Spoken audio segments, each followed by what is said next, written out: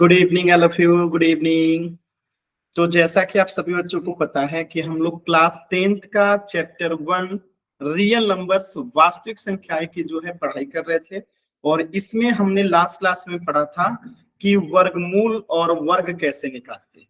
बहुत ही सिंपल सा टॉपिक पढ़ा था हमने कि वर्ग और वर्गमूल कैसे निकालते हैं। जैसे मैं एक एग्जांपल के तौर पे आपको बता देता हूं। जैसे आपसे क्वेश्चन आ जाए कि 5 का वर्ग निकालिए, 5 का वर्ग बताइए, स्क्वायर बताइए। 5 के वर्ग को दिखाने के लिए हम क्या लिखेंगे? 5 की पावर 2। 2 क्यों कहते हैं? क्योंकि अगर हमें जिस भी संख्या का वर्ग निकालना है, हमें उसी संख्या को उसी संख्या के साथ गुणा करना होता है। तो जैसे हमें 5 का वर्ग निकालना है तो हमें क्या करना है? 5 गुने 5 करना है। तो ये कितना हो जाएगा? 25 हो जाएगा। ठीक। ऐसे ही अगर हमें 9 का वर्ग निकालना है तो क्या करेंगे? 9 का वर्ग निकालना है तो हम क्या करेंगे? 9 का पावर हो जाएगा 2, यानी कि 9 गुने 9, और 9 गुने 9 कितना हो जाएगा? 81 हो जाएगा। ठीक। तो ये हमने वर्ग निकालना सीखा था। फिर मैंने वर्गमूल निकालना भी सिखाया था। जैसे कि आपसे पूछ दे कि 225 का वर्ग बताइए, 225 का वर्गमूल बताइए, 225 का क्या बताइए? वर्गमूल बताइए। तो वर्गमूल निकालने के लिए मैंने क्या बताया था कि हम जो है इस रूट का वर्गमूल को चिन्ह कहते हैं, ये वर्गमूल का चिन्ह का उपयोग करेंगे 225। और इसके लिए हम कौन सा मेथड पढ़े से? अभाज्य गुणनखंड मेथड। रूट 225 का वर्गमूल निकालने के लिए हमें क्या करना होगा? 225 का जो है अभाज्य गुणनखंड निकालना। और यहाँ पे हम सबसे छोटी जो है अभाज्य संख्या लेते हैं जिससे ये पूर्णतः विभाजित हो। तो सबसे छोटी अभाज्य संख्या है 2। तो क्या 2 से 225 विभाजित है? नहीं है। तो हम यहाँ पे फिर चेक करेंगे 3 से। तो देखिए 3 सत्ते 21, यहाँ बचेगा 1, 3 पच्चे 15। अब फिर से चेक करेंगे 3 से, 3 दूनी 6, यहाँ बचेगा 1, 3 पच्चे 15। क्या अब 25 3 से विभाजित है? 3 के पहाड़ा में 25 आता है? तो आप कहोगे नहीं। तो फिर ये 5 से लेके जाएंगे, और ये 5 के पहाड़ा में आता है 50 25, और 5 एकम 5। यानी यहाँ पे हमने 225 का क्या निकाल लिया? हमने 225 का जो है अभाज्य गुणनखंड निकाल लिया। 3 को 2 बार गुणा करना है, 3 गुने 3 गुणा 5 को 2 बार गुणा करना है, 5 गुने 5। और यहाँ पे हम 2 2 का पेयर बना लेते हैं। तो इस 3 गुने 3 के लिए एक 3 बाहर आ जाएगा, और इस 5 गुने 5 के लिए एक 5 बाहर आ जाएगा। और 3 में 5 से गुणा करेंगे तो 15, इसका क्या आ जाएगा? वर्गमूल आ जाएगा। तो इस मेथड को हम क्या कहते हैं? अभाज्य गुणनखंड मेथड कहते हैं। तो इतनी चीजें जो है हमने लास्ट क्लास में पढ़ी थी, और मैंने बहुत ही कम समय में आप लोगों को एक बार रिवाइज करा दिया कि वर्ग और वर्गमूल कैसे निकालते हैं, और ये कैसे एक दूसरे के विपरीत प्रक्रिया है, ये भी आपने लास्ट क्लास में जो है समझ लिया था। तो अब मैं एक छोटा सा क्वेश्चन दूं, आप लोग करेंगे इसे पोल सेक्शन में। अगर कुछ भी डाउट है तो पूछ लीजिए। अगर क्लियर है तो वाई टाइप कर दीजिए, अगर डाउट है तो एन टाइप कीजिए, या माइक ऑन करके पूछ लीजिए। अब हम प्रीवियस क्लास पे आधारित एक छोटा सा क्वेश्चन करेंगे। ठीक है? क्लियर है ना सभी बच्चों को? चलिए, वेरी गुड। तो आपके सामने एक छोटा सा क्वेश्चन है। आपको जो है वर्गमूल निकालना है अभाज्य गुणनखंड विधि से 324 का। एकदम आराम से अभी अभी जिस मेथड को मैंने बताया था उसी मेथड का उपयोग करेंगे और बताएंगे कि 324 का वर्गमूल क्या होगा। 324 का वर्गमूल क्या होगा? कोशिश कीजिए सभी बच्चे। 324 का वर्गमूल क्या होगा?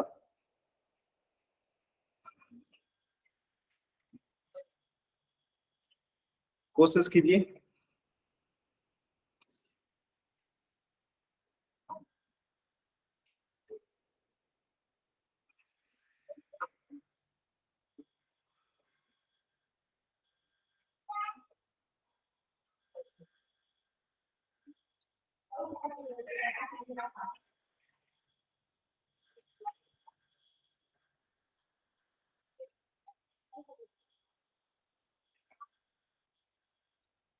कोशिश करेंगे सभी बच्चे एकदम आराम से कि 324 का वर्गमूल क्या होगा। 324 का वर्गमूल क्या होगा? स्क्वायर रूट 324 का।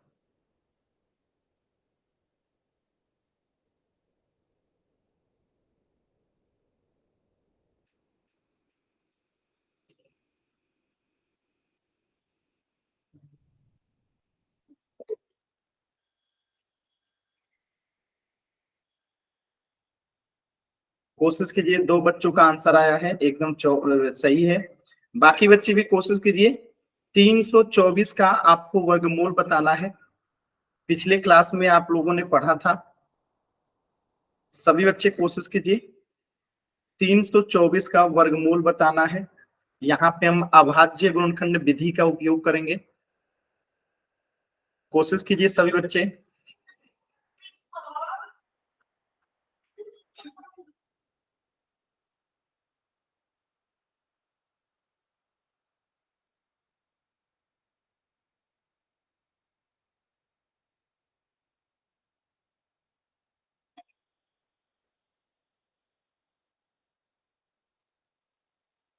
Very good.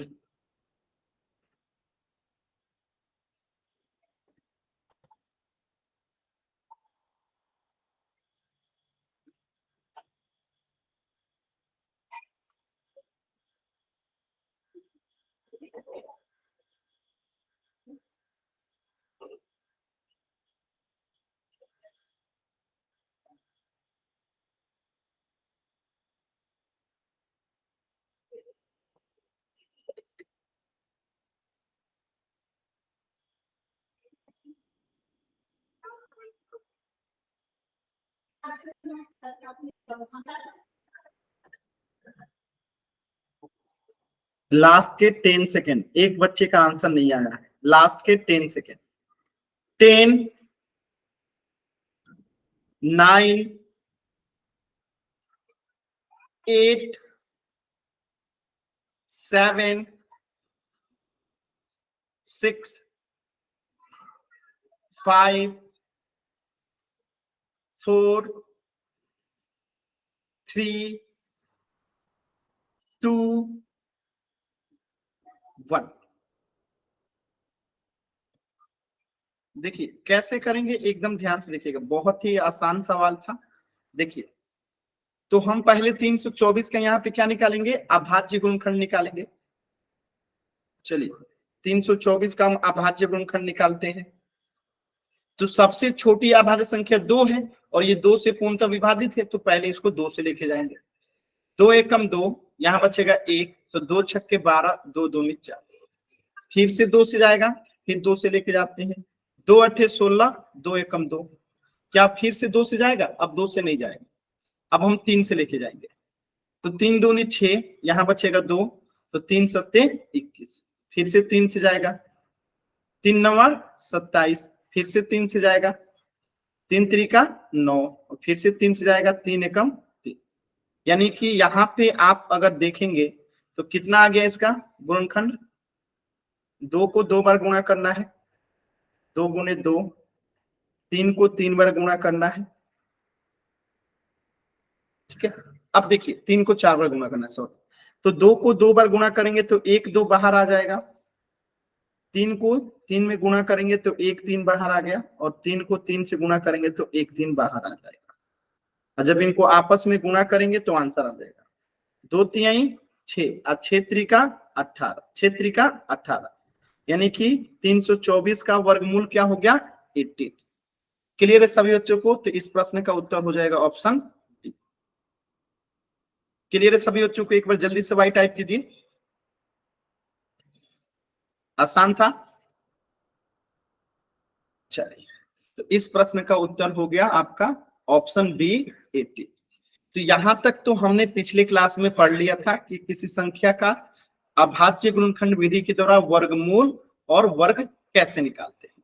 अब हम सीखते हैं अगला टॉपिक अपना कि घन और घनमूल कैसे निकालते हैं। क्यूब एंड क्यूब रूट जो है कैसे निकाला जाता है। तो क्यूब और क्यूब रूट निकालने से पहले आपको 2-3 बातें एकदम आसानी से जानना चाहिए। क्या? देखिए, जैसे मैं एक क्वेश्चन के माध्यम से आपको समझाता हूं। जैसे मैं कहूं 2 का वर्ग क्या होगा, 2 का वर्ग क्या होगा? तो आप कहोगे कि सर 2 को 2 में गुणा कर दीजिए, वर्ग निकल जाएगा, 2 दूनी 4। ऐसे ही मैं कहूं 3 का वर्ग क्या होगा? तो आप कहोगे कि सर 3 को 3 से गुणा कर दीजिए, निकल जाएगा, वर्ग 3 त्रिका 9। तो ऐसे ही अगर हम बात करें वर्ग का तो आपको पता चल गया। ऐसे ही अगर घन की बात करें कि 2 का घन क्या होगा, तो घन में हम जो है ना 2 बार गुणा नहीं करते हैं, 3 बार गुणा करते हैं। जैसे यहाँ 2 को 2 बार गुणा किए ना, तो यहाँ पे 2 को अब 3 बार गुणा करेंगे, तो ये क्या हो जाएगा? घन हो जाएगा। 2 दूनी 4, 4 दूनी 8, तो घन हो गया 8। ऐसे ही अगर मैं कहूं 3 का घन क्या होगा, तो यहाँ पे 3 को 3 बार गुणा करेंगे, तो 3 त्रिका 9, 9 त्रिका 27। तो आप अंतर देख पा रहे होंगे कि वर्ग में क्या होता है, हम 2 बार गुणा करते हैं किसी भी संख्या को, और घन में क्या होता है, 3 बार गुणा करते हैं। ठीक है, तो ये दोनों में अंतर समझ में आ गया कि घन और वर्ग में क्या अंतर है। अगर किसी संख्या का वर्ग निकालना है तो उसे 2 बार गुणा करते हैं, और घन निकालना है तो उसी संख्या को 3 बार गुणा करते हैं। ठीक, अब देखिए ऐसे ही वर्गमूल में भी अंतर है। जैसे कि अगर हमें 9 का वर्ग निकालना है, सॉरी वर्गमूल निकालना है, 9 का वर्गमूल निकालना है, तो यहाँ पे हम 2 का पेयर बनाते हैं, 3 गुने 3, तो यहाँ से 1 3 बाहर आ जाता है। ठीक है, ऐसे ही अगर मान लेते हैं कि हमें 25 का वर्गमूल निकालना है, ठीक है, 25 का वर्गमूल निकालना है, तो यहाँ पे हम 2 का क्या बनाते हैं, पेयर बनाते हैं। ठीक है, 2 का पेयर बनाते हैं। लेकिन जब हमें क्या निकालना होता है, घनमूल निकालना रहता है। क्या निकालना रहता है? घनमूल। जैसे कि अगर हमें 27 का घनमूल निकालना है तो इसे करनी पढ़ते हैं, करनी। ठीक है, अब यहाँ पे 27 का निकालेंगे ना, तो यहाँ पे 3 3 का पेयर बनाएंगे, 3 गुने 3 गुने 3, तो 27 का घनमूल क्या हो जाएगा? 3। बात समझ में आया सभी बच्चों को? कैसे कर रहे हैं हम लोग? जैसे 64 का हमें यहाँ पे क्या निकालना है, घनमूल निकालना है, तो यहाँ पे कितना का पेयर बनाएंगे? 3 3 का, 4 गुने 4 गुने 4 हो जाएगा, और यहाँ पे कितना आ जाएगा? 4 जो है इसका आंसर आ जाएगा। समझ में आ रहा है आप लोगों को? ये चारों में क्या अंतर होता है? घन, घनमूल, वर्ग, वर्गमूल। समझ में आ रहा है? हम वर्गमूल में 2 का पेयर बनाते हैं, घनमूल में 3 3 का पेयर बनाते हैं। हम वर्ग में किसी भी संख्या को निकालने के लिए उसी संख्या का 2 बार गुणा करते हैं, और घन में उसी संख्या का घन निकालने के लिए हम 3 बार गुणा करते हैं। तो ये एक समरी था जो मैंने आपको बताया। अब थोड़ा सा डिटेल में समझते हैं घन और घनमूल को कैसे निकालते हैं। देखिए, जैसे 5 का घन आप सभी बच्चों को बताना है, बताइए तो क्या होगा? 5 का घन निकालिए, तो सभी बच्चे निकालिए, 5 का घन क्या होगा?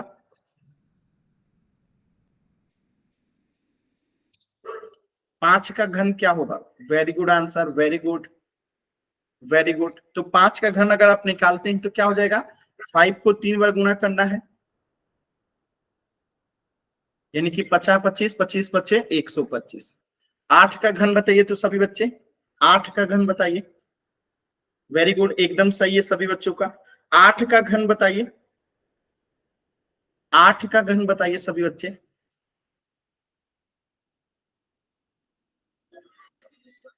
8 का घन क्या होगा?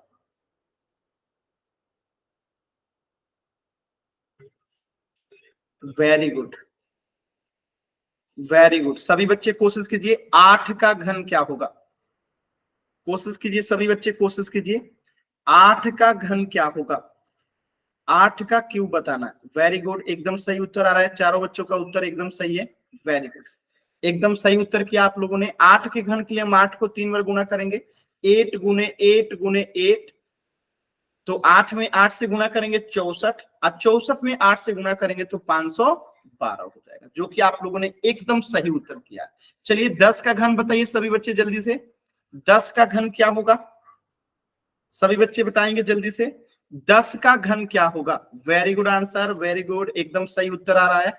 वेरी गुड अंतिम, वेरी गुड, सभी बच्चों के उत्तर एकदम सही आ रहे हैं। वेरी गुड, बहुत ही अच्छा, सभी बच्चों का उत्तर सही है। तो 10 का घन निकालना है तो 10 को हम 3 बार गुणा कर देंगे, और जब 3 जीरो है तो यहाँ पे 1 पे 3 जीरो आ जाएगा, 1000। ठीक है, तो सभी बच्चों को समझ में आ गया होगा कि घन निकालने के लिए किसी भी संख्या का अगर घन निकालना है तो उसी संख्या को 3 बार गुणा कर देते हैं। तो 5 का घन निकालना था तो 5 को 3 बार गुणा कर दिए। 8 का घन निकालना था तो 8 को 3 बार गुणा कर दिए। 10 का घन निकालना था 10 को 3 बार गुणा कर दिए। तो इस तरीके से हम घन यानी कि क्यूब निकाल सकते हैं। ठीक है, ये आपने जो है क्या निकाल लिया, घन निकालना सीख लिया। तो यहाँ पे लिखा गया है कि यदि किसी संख्या को उसी संख्या से 3 बार गुणा करते हैं तो वह उस संख्या का घन कहलाता है। जैसे कि 5 का घन निकालना है तो 5 को 3 बार गुणा कर दिए 125। 8 का घन निकालना है 8 को 3 बार गुणा कर दिए 512। ठीक है, क्लियर है ना। तो याद रखिएगा किसी घन के किसी संख्या के घन को उसकी घात 3 लिख के दिखाया जाता है। जैसे 5 के घन को दिखाना है तो 5 के पावर 3 कर देंगे। 8 के घन को दिखाना है तो 8 की पावर 3 कर देंगे। और 8 की पावर 3 का मतलब क्या है, 8 को 3 बार गुणा करना है। 5 की पावर 3 का मतलब क्या है, 5 को 3 बार गुणा करना है। तो बात वही है। ठीक है, अब देखते हैं घनमूल कैसे निकालते हैं। तो घनमूल निकालने का वही तरीका है, वर्गमूल में हम 2-2 का पेयर लगाते थे, घनमूल में 3-3 का पेयर लगाएंगे। तो चलिए सभी बच्चे 27 का घनमूल निकालेंगे अभाज्य गुणनखंड विधि से। बताइए तो सभी बच्चे, 27 का अभाज्य गुणनखंड विधि से जो है घनमूल निकालना है। देखिए आंसर तो सही है लेकिन इसे निकालना है सभी बच्चों को, केवल आंसर नहीं बताना है, सॉल्व करना है। कोशिश कीजिए सभी बच्चे, कोशिश कीजिए।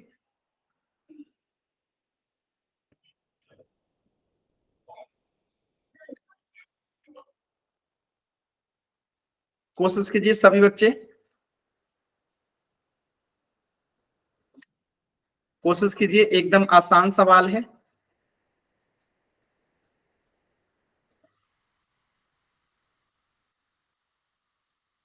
चलिए तो देखिए कैसे करेंगे। हमें 27 का क्या निकालना है, इसे करनी कहते हैं। इसे क्या कहते हैं, करनी। ठीक है, तो 27 का हम पहले अभाज्य गुणनखंड निकालते हैं। तो 3 से जाएगा, 3×9 = 27। 9 किससे जाएगा, 3 से जाएगा, 3×3 = 9 और 3 खुद 3 से जाएगा, 3×1 = 3। अब देखिए 27 को हम क्या लिख सकते हैं, 3×3×3। और जब 3-3 का पेयर बनाएंगे तो 1 3 बाहर आ जाएगा। तो 27 का घनमूल क्या हो गया, 3 हो गया। आसान था ना, सभी बच्चों को ये समझ में आ रहा है ना। एक बार जल्दी से वाई टाइप कीजिए। और अमन आप अनावश्यक हाथ का बटन ना दबाइए बार बार। क्लियर है। तो ये चीजें आप लोग समझ गए होंगे कि हमें किसी संख्या का घनमूल वह संख्या होती है जिसका घन करने पे हमें मूल संख्या प्राप्त होती है। जैसे हम 3 का घन कर रहे थे तो 27 प्राप्त हो रहा था। तो घनमूल करने पे क्या आता है, हमें वही 3 प्राप्त होता है जो कि मूल संख्या होता है। ठीक है, और किसी संख्या का घनमूल निकालने के लिए जो है हम इस करनी का उपयोग करते हैं। इसे क्या पढ़ते हैं, करनी या फिर घनमूल। ठीक है, ठीक है। और घनमूल और घन एक दूसरे का विपरीत प्रक्रिया है। जैसे आपने 3 का घन देखा 27 और 27 का घनमूल देखा 3, यानी एक दूसरे का अपोजिट है। जैसे कि 3 का घन क्या होगा, 3 का घन होगा 27। ठीक है, और 27 का अगर मैं पूछूं घनमूल क्या होगा तो 3 होगा। बस में 27 का घनमूल क्या होगा तो 3 होगा और 3 का घन जो है 27 होगा। तो ये एक दूसरे के विपरीत प्रक्रिया है। ठीक है, अब आपको जो सॉल्व करके बताना है 343 का घनमूल क्या होगा। चलिए सभी बच्चे बताइए 343 का घनमूल क्या होगा। तरीका वही है, अभाज्य गुणनखंड मेथड। तो पहले 343 का अभाज्य गुणनखंड निकालिए और फिर 343 का आप बताइए कि घनमूल क्या होगा। कोशिश कीजिए सभी बच्चे।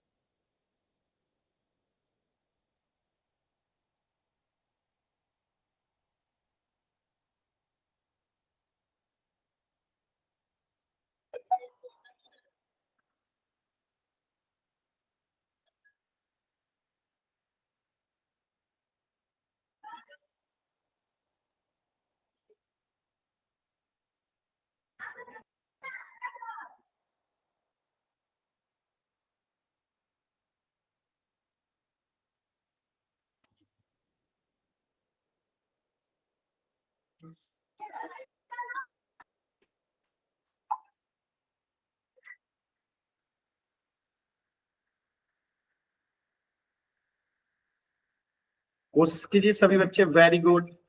अमन, आपको मैं कई बार समझा चुका हूं, अनावश्यक हाथ का बटन दबा के क्लास को डिस्टर्ब ना कीजिए। चलो देखते हैं। तो सबसे छोटी अभाज्य संख्या जिससे 343 पूर्णतः विभाजित है, तो 2 से भी नहीं है, 3 से भी नहीं है, 5 से भी नहीं है, तो ये है किससे? 7 से। तो 7 से लेके जाएंगे, 7 चौका 28, यहां बचेगा 6 और 9 सत्ते 63, यानी कि 49। और 49 किससे विभाजित है? 7 से। तो 7 सत्ते 49 और 7 खुद से 7 से विभाजित है, 7 एकम 7, यानी कि 343 को हम क्या लिख सकते हैं? 7 गुने 7 गुने 7, और यहां से 3 3 का पेयर बनाएंगे तो इसका घनमूल कितना हो जाएगा? 7 हो जाएगा। तो एकदम सही उत्तर है आप लोगों का कि 343 का अभाज्य गुणनखंड विधि से घनमूल 7 आएगा। ठीक है, यहाँ पे भी यही काम किया गया है। देखिए, ये इसका क्या निकाल दिया गया? अभाज्य गुणनखंड। यहाँ पे 3 3 का पेयर बनाया गया और एक 7 जो है बाहर आ गया। ठीक है, अब मैं पोल में क्वेश्चन दूं, सभी बच्चे कर लेंगे? एक बार सभी बच्चे बताइए, मैं पोल में क्वेश्चन दूं, आप लोग कर लेंगे? तैयार है ना आप लोग? Yes sir. Very good. चलिए देखिए, पहला क्वेश्चन है कि 25 का घन क्या होगा। ध्यान से देखिएगा, घन निकालना है, घनमूल नहीं, घन निकालना है।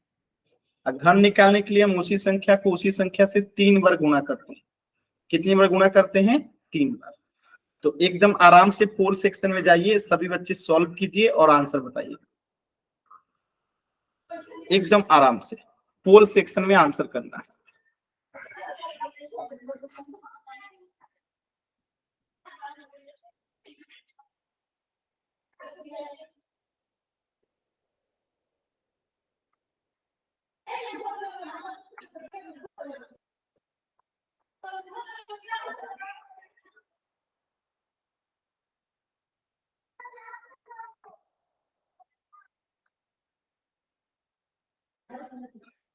कोशिश कीजिए सभी बच्चे, 25 का घन बताना है, 25 का घन बताना है। और किसी भी संख्या का घन निकालने के लिए हम उसी संख्या को 3 बार गुणा कर देते हैं। वर्ग निकालने के लिए 2 बार, घन घन निकालने के लिए 3 बार। देखिए, जल्दबाजी में 2 बच्चों का उत्तर गलत हो गया। आपको वर्ग नहीं निकालना है, घन निकालना है। वर्ग निकालने के लिए 2 बार गुणा करते हैं, घन निकालने के लिए 3 बार गुणा करते हैं। 2 बच्चों ने वर्ग बता दिया है, वर्ग नहीं बताना है, घन बताना है। और घन के लिए क्या करते हैं? उसी संख्या को 3 बार गुणा करते हैं।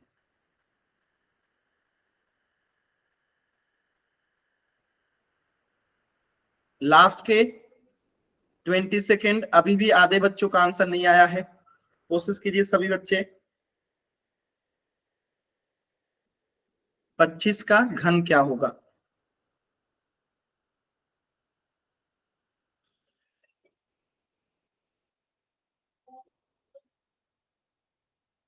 कोशिश कीजिए सभी बच्चे, कोशिश करेंगे। अभी भी 3 बच्चों के आंसर नहीं आए हैं। लास्ट के 20 सेकेंड हैं, सभी बच्चे कोशिश करेंगे। किसी भी संख्या का वर्ग निकालने के लिए उस संख्या को 2 बार गुणा करते हैं, घन निकालने के लिए 3 बार गुणा करते हैं। एक बच्चे का और आंसर नहीं आया है। लास्ट के 10 सेकेंड, 10, 9, 8, 7, 6, 5, 4, 3, 2, 1।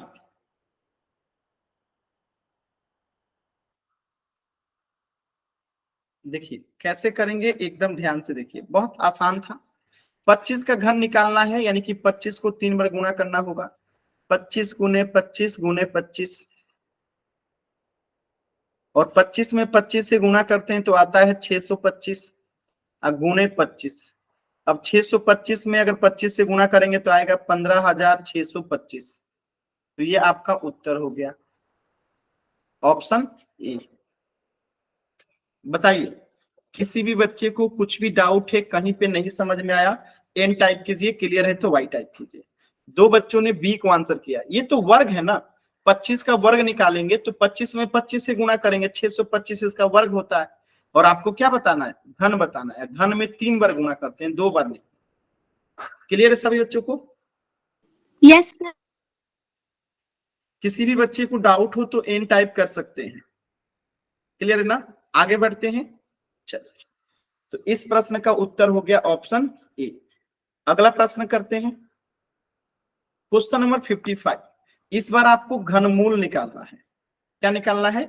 घनमूल निकालना है 1728 का। तो हम क्या करेंगे, 1728 का पहले क्या निकालेंगे, अभाज्य गुणनखंड। क्या निकालेंगे? 1728 का अभाज्य गुणनखंड निकालेंगे। सबसे पहले 2 से लेके जाएंगे, ऐसे ही जब अभाज्य गुणनखंड निकल जाएगा तो यहाँ पे हम लिख देंगे और इसके गुणनखंड को 3-3 का जोड़ा लगाएंगे और आंसर आपके सामने आ जाएगा। तो आराम से सॉल्व कीजिए सभी बच्चे, आप पोल सेक्शन में आंसर करना है, जल्दबाजी मत कीजिएगा। इसको करने में 2 से 3 मिनट का समय लगेगा। तो एकदम आराम से पहले अभाज्य गुणनखंड निकालिए, फिर इसको 3-3 का जोड़ा लगाइए और घनमूल आपका निकल जाएगा। तो सभी बच्चे सॉल्व करेंगे और पोल सेक्शन में आंसर करेंगे, जल्दबाजी नहीं करेंगे।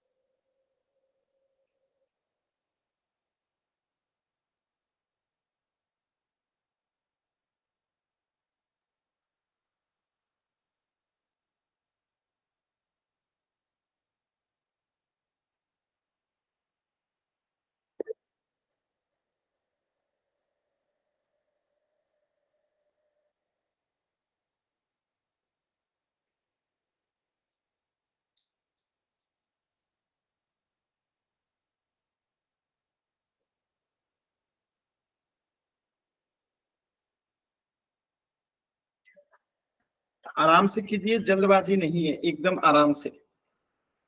एक बच्चे का उत्तर गलत हुआ है, बाकी सभी बच्चों का उत्तर एकदम सही है।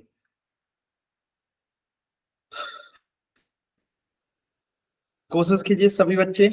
एक बच्चे का और आंसर नहीं आया है, लास्ट के 10 सेकेंड। एक बच्चे का उत्तर नहीं आया है। चल, सभी बच्चों का उत्तर आ गया। देखते हैं इस प्रश्न का क्या उत्तर होगा। देखिए, बहुत सिंपल सा क्वेश्चन था। हम 2 से लेके जाएंगे इसको, तो 2 8 16, यहां बचेगा 1, तो 2 छक्के 12 और 2 चौका 8। फिर से 2 से जाएगा, 2 चौका 8, 2 3 6, 2 दूनी 4। फिर से 2 से जाएगा, 2 दूनी 4, 2 एकम 2, 2 छक्के 12। फिर से 2 से जाएगा, 2 एकम 2, 0, 2 8 16। फिर से 2 से जाएगा, 2 पंचे 10, 2 चौका 8। फिर से 2 से जाएगा, 2 दूनी 4 और 2 सत्ते 14। अब 2 से नहीं जाएगा, अब 3 से जाएगा, 3 9 27। फिर 3 3 9 और फिर 3 3 एकम 3। ठीक है, यानी कि 2 को कितनी बार गुणा करना है, 6 बार। तो यहां लिख देते हैं हम लोग, 2 गुने 2 गुने 2 गुने 2 गुने 2 गुने 2, 6 बार ये हो गया। और 3 को 3 बार, 3 गुने 3 गुने 3। अब यहां से 3-3 का पेयर बनाएंगे, घनमूल निकालना है। तो ये एक पेयर हो गया, ये एक पेयर हो गया और ये एक पेयर हो गया। तो यहाँ से 1 2 बाहर आया, यहाँ से 1 2 बाहर आया और यहाँ से 1 3 बाहर आया। तो 2 दूनी 4 और 4 तिहाई 12। क्लियर है? क्लियर है बस में? 2 दूनी 4, 4 तिहाई 12। ठीक है, तो इसका घनमूल कितना हो जाएगा? 12। क्लियर है सभी लोगों को? कोई डाउट किसी बच्चे को? तो इस प्रश्न का उत्तर हो जाएगा ऑप्शन डी 12। किसी भी बच्चे को डाउट है तो एन टाइप कीजिए, क्लियर है तो वाई टाइप कीजिए।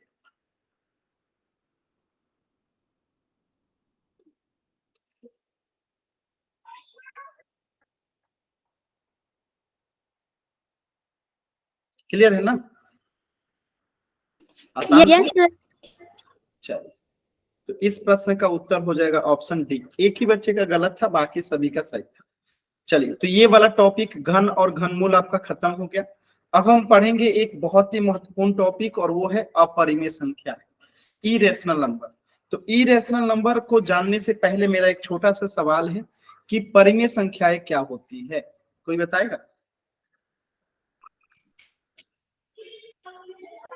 आप में से कोई बच्चा जो इसे पहले मैंने पढ़ा रखा है, परिमेय संख्याएं क्या होती हैं? सर, जो p बटे क्यू के रूप में लिखा जा सके और क्यू इज इक्वल टू 0 नहीं होना चाहिए। वेरी गुड, वेरी गुड, एकदम सही बताया आपने। ठीक है, तो 3 शर्तें होती है कि जिसे p बटा क्यू के रूप में लिखा जा सके। p बटा क्यू का मतलब है कि अंश बट्टा हर के रूप में लिखा जा सके, और जो q है यानी जो हर है वो 0 के बराबर नहीं होना चाहिए। और एक तीसरा शर्त भी होता है कि p और q जो है पूर्णांक होना चाहिए।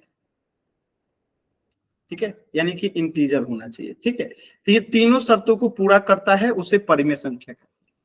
ठीक है, कि p बटा क्यू के रूप में लिखा जा सके, q इक्वल टू 0 ना हो, और p बटा क्यू, p और q जो है पूर्णांक। ठीक, और अपरिमेय संख्या क्या होता है? जस्ट इसके उल्टा हो जाता है कि जिसे p बटा q के रूप में नहीं लिखा जा सकता है।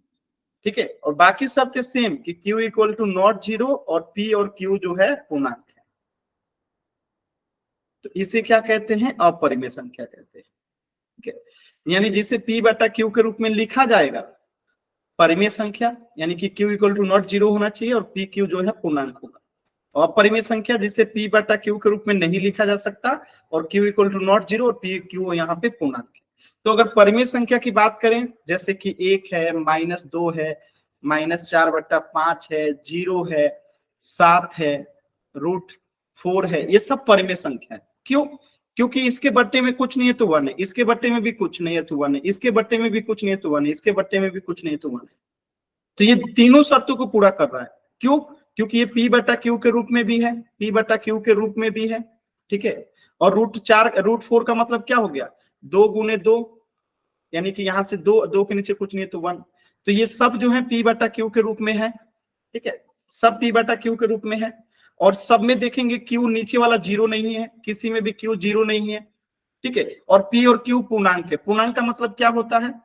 जिसमें 0 भी हो, -1, -2, -3 या 1, 2, 3 ऐसे संख्याएं जिसमें होती हैं, ये पूर्णांक होती है। ठीक है, तो ये सब पूर्णांक भी हैं, q इक्वल टू 0 भी नहीं है, और p बटा q के रूप में। तो ये सब क्या हो जाएंगे? एग्जाम्पल हो जाएंगे परिमेय संख्या के। अगर अपरिमेय संख्या की बात करें तो जैसे कि √3 है, √2 है, √5 है, √7 है, तो ये सब क्या है? अपरिमेय संख्या। अब इन्हें अपरिमेय क्यों कह रहे हैं? क्योंकि ये p बटा q के रूप में नहीं लिखी जा सकती है, और यहाँ पे q इक्वल टू भी नॉट 0 है। ठीक है, और यहाँ पे p q जो है पूर्णांक है। तो कुल मिलाकर अगर यहाँ पे हम 2-3 चीजें समझनी है कि क्या रूट के अंदर कोई भी संख्या होगा तो अपरिमेय होगा, तो आप कहेंगे कि नहीं, क्योंकि रूट के अंदर तो 4 भी है लेकिन ये परिमेय संख्या है। रूट के अंदर तो 9 भी है लेकिन ये परिमेय संख्या है। जबकि रूट के अंदर 3 है, 2 है, 5 है, 7 है, 11 है, तो ये क्या है? अपरिमेय संख्या है। आखिर ये अंतर क्यों हो रहा है? तो एक चीज समझिएगा, ये अंतर के पीछे कारण क्या है। एक होता है पूर्ण वर्ग संख्या, पूर्ण वर्ग संख्या, पूर्ण वर्ग संख्या। पूर्ण वर्ग संख्या का मतलब क्या है? कि जिसका जोड़े में गुणा किया जा सके, जैसे कि 2 गुने 2। तो क्या हो जाएगा 4। तो 4 क्या है, पूर्ण वर्ग संख्या है। जैसे कि 3 गुने 3 तो क्या आएगा 9, तो ये पूर्ण वर्ग संख्या है। जैसे कि 4 गुने 4 तो 16 क्या है, पूर्ण वर्ग संख्या है। जैसे कि 5 गुने 5 तो ये 25 क्या है, पूर्ण वर्ग संख्या है। जैसे कि 6 गुने 6 तो 36 क्या है, पूर्ण वर्ग संख्या है। जैसे कि 7 गुने 7 तो 49 क्या है, पूर्ण वर्ग संख्या है। यानी कि जब हम यहाँ पे √4 लिखेंगे तो ये कितना बन जाएगा, 2 बन जाएगा। जब हम √9 लिखेंगे तो ये कितना बन जाएगा, 3। जब हम √16 लिखेंगे तो ये कितना बन जाएगा, 4। जब हम √25 लिखेंगे तो इसका मान कितना हो जाएगा, 5। तो ये सब जो है क्या हो जाएंगे, परिमेय संख्या हो जाएंगे। क्या हो जाएंगी, परिमेय संख्या। यानी कि रूट के अंदर अगर एक पूर्ण वर्ग संख्या है तो वो क्या हो जाएगा, परिमेय संख्या हो जाएगा। लेकिन रूट के अंदर अगर पूर्ण वर्ग संख्या नहीं है, पूर्ण वर्ग संख्या नहीं है, संख्या नहीं है, तो वो क्या बन जाएगा, अपरिमेय संख्या। जैसे कि √3, √5, √6, √7, √10। अब इन सबको जोड़े में गुणा करके नहीं लिख सकते हैं। जैसे यहाँ पे इनको सबको जोड़े में गुणा करके लिख सकते हैं ना, तो ये इसीलिए पूर्ण वर्ग संख्या नहीं है। ठीक है, ये जोड़े में लिख दिए तो ये पूर्ण वर्ग संख्या। यहाँ पे जोड़े में नहीं लिख सकते हैं इनको गुणा करके। ठीक है, तो जिसे जोड़े में गुणा करके नहीं लिख सकते हैं और वो रूट के अंदर है तो वो सब की सब अपरिमेय संख्या होती है। समझ में आया सभी बच्चों को कि रूट के अंदर क्या होगा तो पूर्ण मतलब परिमेय संख्या होगा और क्या होगा तो अपरिमेय संख्या होगा। क्लियर है? तो जिसे जोड़े में गुणा करके लिख सकते हैं वो पूर्ण वर्ग संख्या, जिसे जोड़े में गुणा करके नहीं लिख सकते हैं वो पूर्ण वर्ग संख्या नहीं है। तो जब रूट के अंदर पूर्ण वर्ग संख्या नहीं होता है तो उसे अपरिमेय संख्या कहते हैं। ठीक है, अब इसको देखिए डिफिनीशन के रूप में। तो अपरिमेय संख्या मतलब कि जो परिमेय नहीं है। ठीक है, तो P/Q के रूप में लिखी जा सकने वाली, जहां P और Q पूर्णांक और Q = 0 है, उसे परिमेय संख्या कहते हैं, ये आप जानते हैं। और जो परिमेय संख्या नहीं है वो सब क्या हो जाएगा, अपरिमेय हो जाएगा। जैसे कि 4/5 तो ये तो P/Q के रूप में है। बताइएगा क्या ये परिमेय संख्या? देखिए परिमेय संख्या के लिए आप R टाइप कीजिएगा और अपरिमेय के लिए I टाइप कीजिएगा। ठीक है, परिमेय के लिए R और I से अपरिमेय संख्या टाइप कीजिएगा। चलिए बताइएगा पहला I है कि R है? पहला I है कि R है? R है। क्यों?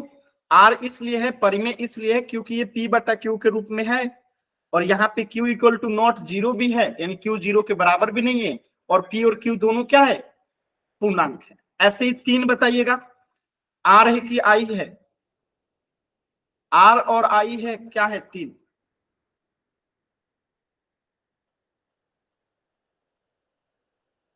सभी बच्चे बताइए R यहाँ पे क्या है, 3 R है। वेरी गुड, क्योंकि 3 के नीचे कुछ नहीं है तो 1 है और ये भी P/Q के रूप में हो गया और Q = 0 भी है और 3 और 1 दोनों ही पूर्णांक है तो ये भी रेशनल नंबर हो जाएगा। ऐसे ही 2.5 बताइएगा, क्या ये R है कि I है, यानी परिमेय है कि अपरिमेय है?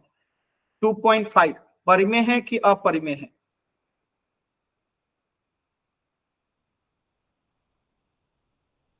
तो ये परिमेय है। क्यों परिमेय है? क्योंकि दशमलव को जैसे ही हटाएंगे तो ये 25/10 हो जाएगा।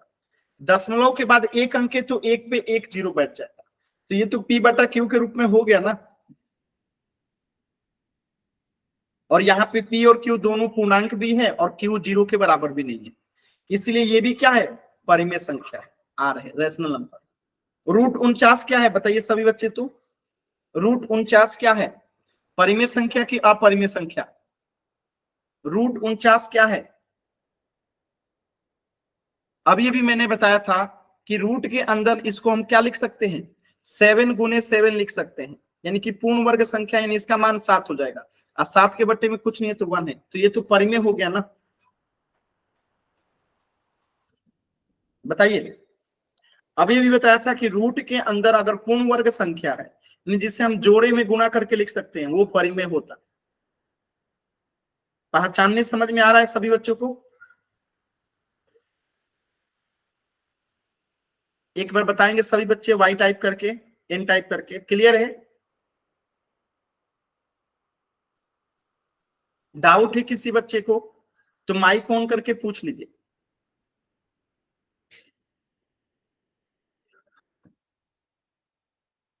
और बताइए √7 क्या है? परिमेय संख्या है कि अपरिमेय? रैशनल नंबर है कि इरेशनल नंबर है? रैशनल यानी कि परिमेय और आई मतलब कि अपरिमेय।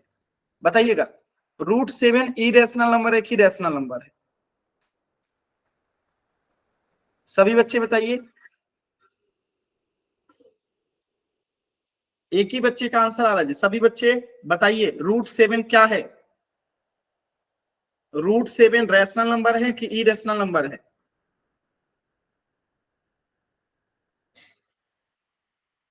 Very good answer. √7 irrational number है। क्यों?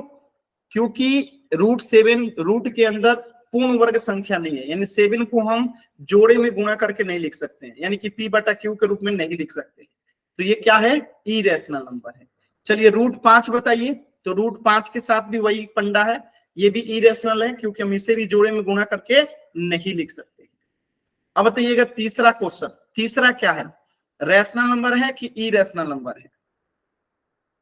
तो एक कंसेप्ट याद रखिएगा कि एक अपरिमेय संख्या के साथ एक परिमेय संख्या जोड़ेंगे, घटाएंगे, गुणा करेंगे, भाग करेंगे, ठीक है, एक अपरिमेय संख्या के साथ, ठीक है, एक परिमेय संख्या को जोड़ेंगे, घटाएंगे, गुणा करेंगे, भाग करेंगे, चाहे जोड़ेंगे, चाहे गुणा करेंगे, चाहे भाग करेंगे, चाहे घटाएंगे, वो हमेशा ही क्या होता है? अपरिमेय होता है। तो यहाँ पे √5 जो है एक अपरिमेय है, और एक अपरिमेय में एक परिमेय संख्या जोड़ेंगे तो क्या आएगा? अपरिमेय ही आएगा, यानी कि इरेशनल नंबर ही आएगा। समझ में आया? √5 एक अपरिमेय संख्या है, और एक अपरिमेय में एक परिमेय संख्या जोड़िए या घटाइए या गुणा कीजिए या भाग कीजिए, ये हमेशा एक अपरिमेय संख्या ही आएगा। जैसे कि एक और क्वेश्चन देखिए, जैसे मैं लिख दूं √5 3 - √5। अब बताइए ये क्या है? इरेशनल है कि रैशनल है? तो ये भी रैशनल नहीं है। क्यों? क्योंकि मैंने कहा है कि जब एक परिमेय संख्या और अपरिमेय संख्या पे क्या लगता है? संक्रिया, यानी जोड़ घटाव गुणा भाग की कोई भी क्रिया होगी तो ये क्या होगा? हमेशा अपरिमेय ही होगा। ठीक है, ऐसे ही मैं कहूं 3√5 तो ये भी क्या होगा? अपरिमेय होगा। ऐसे ही मैं कहूं √5/2 तो ये भी क्या होगा? अपरिमेय होगा। बात समझ में आ रहा है? तो जोड़िए, घटाइए, गुणा कीजिए, भाग कीजिए, एक अपरिमेय है और एक परिमेय है, तो वो हमेशा अपरिमेय ही आएगा। क्लियर है सभी बच्चों को? बताइए, क्लियर है? अगर सर 2 - 3 करेंगे तो वो भी अपरिमेय होगा। √2 - 3?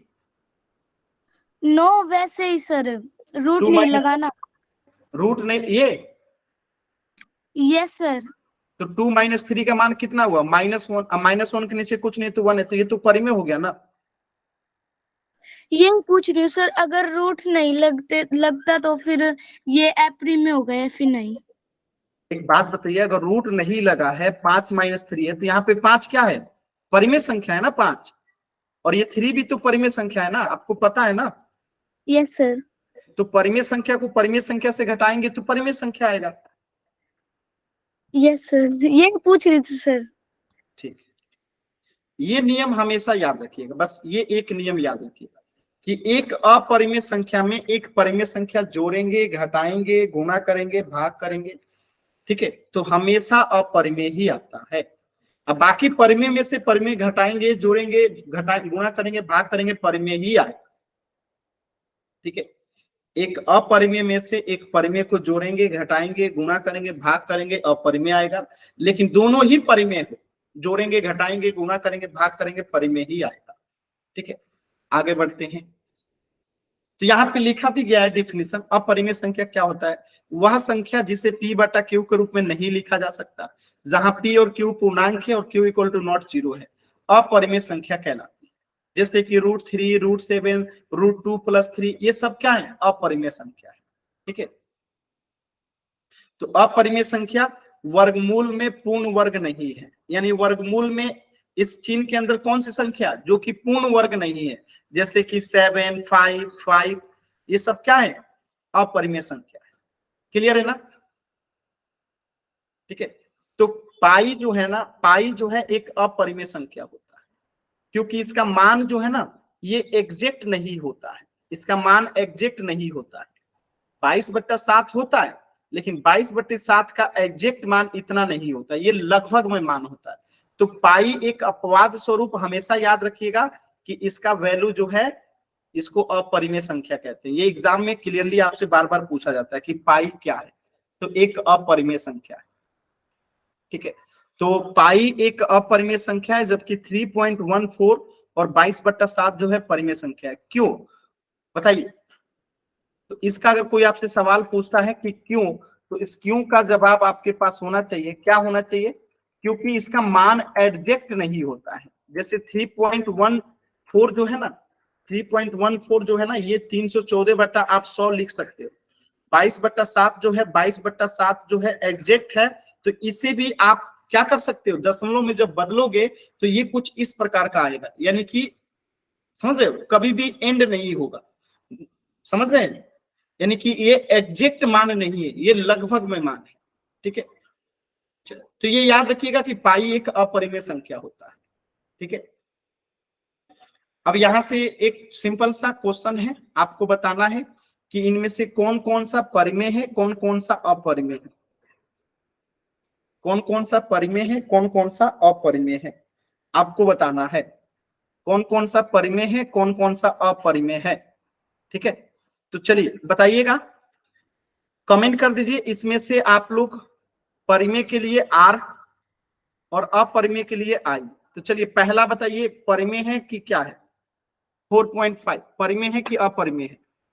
वेरी गुड आंसर, परिमेय है, रैशनल नंबर है, क्योंकि हम 4.5 को क्या लिख सकते हैं, 45/10 लिख देंगे, ये परिमेय हो जाएगा।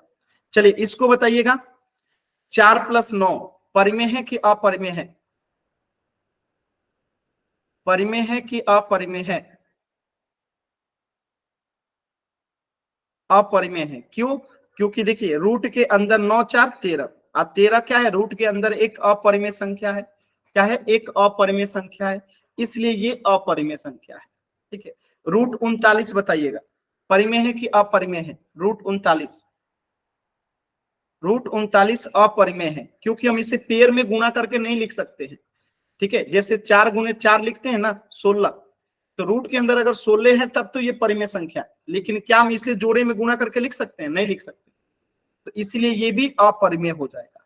अब 3/5 बताइए, परिमेय है कि अपरिमेय है? तो ये परिमेय हो जाएगा। ठीक है, तो आप लोग पहचान पा रहे हैं कौन परिमेय है कौन अपरिमेय है, कैसे पहचानते हैं? क्लियर है ना? Yes sir. अच्छा, एक छोटा सा क्वेश्चन कर दीजिए, फिर आगे करेंगे, आराम से कीजिएगा। क्वेश्चन नंबर 56, आपको बताना है इसमें से कौन एक अपरिमेय संख्या है। इसमें से आपको बताना है कि कौन एक अपरिमेय संख्या है। अपरिमेय संख्या कौन सा है?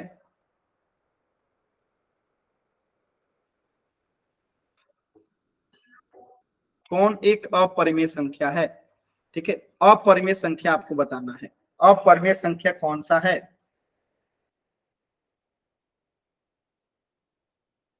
एकदम आराम से कीजिएगा, जल्दबाजी नहीं करना। देखिए पहला ही उत्तर बच्चे का गलत हो गया। अपरिमेय संख्या पहचानना है जिसे P/Q के रूप में नहीं लिखा जा सकता, अपरिमेय संख्या। जल्दबाजी में गलत कर रहे हैं, परिमेय नहीं बताना है, अपरिमेय बताना है, जिसे P/Q के रूप में नहीं लिख सकते।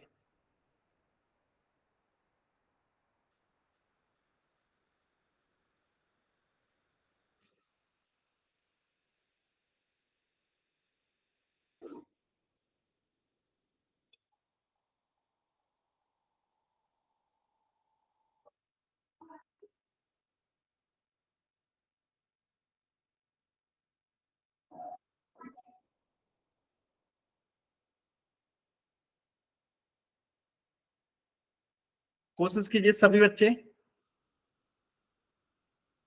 सभी बच्चों को आंसर करना है। अभी भी 3 बच्चों के आंसर नहीं आए हैं। लास्ट के 20 सेकेंड, लास्ट के 20 सेकेंड।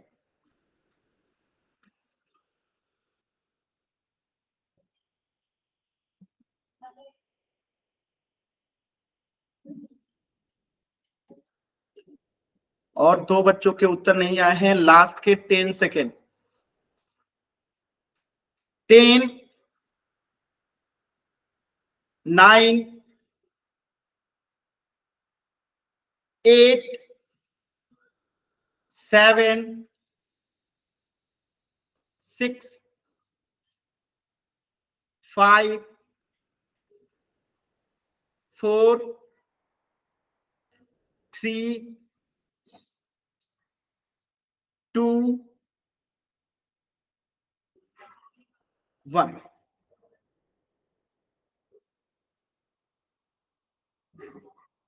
देखिए कैसे करेंगे, ध्यान से समझिएगा। तो हम दशमलव वाले को क्या लिख देंगे, 45/10। तो ये तो परिमेय संख्या हो गया, p/q के रूप में है। ऐसे ही 1/2 तो ऑलरेडी p/q के रूप में है, तो ये भी परिमेय संख्या है। √25 का मान कितना हो जाएगा, 5 गुने 5 हो जाएगा, यानी 1 5 बाहर आ जाएगा, 5 के नीचे कुछ नहीं तो 1 है, तो ये भी परिमेय संख्या हो जाएगा। ठीक है, लेकिन ये परिमेय संख्या नहीं है। क्यों?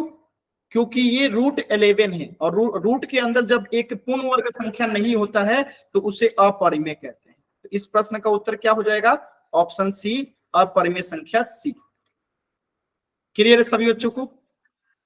तो इस प्रश्न का उत्तर हो जाएगा ऑप्शन सी, √11 जो है अपरिमेय संख्या है। चल, तो इससे आगे हम लोग पढ़ेंगे नेक्स्ट क्लास में। कुछ भी डाउट है आप लोगों को तो अभी आप लोग पूछ लीजिए।